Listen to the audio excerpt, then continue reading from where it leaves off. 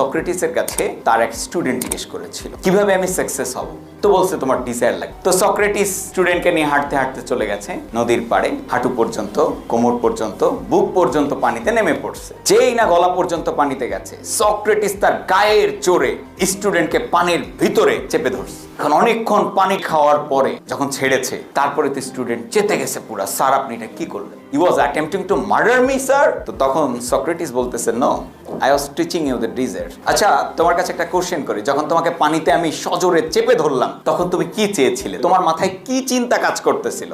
তখন স্টুডেন্ট বললো আমার মাথায় একটি চিন্তায় কাজ করতেছিল, সেটা হচ্ছে কিভাবে আমি একটু অক্সিজেন নিব। বলে আর কোনো কিছু, তোমার মা বাবা ভাই বোন কোনো কিছু তোমার মনে ছিল কিনা? বলে না, আমার একটা জিনিসই মনে ছিল, আর সেটি হচ্ছে আমাকে উপরে উঠতে হবে, আমার সর্বোচ্চ শক্তি আমি প্রয়োগ করেছি।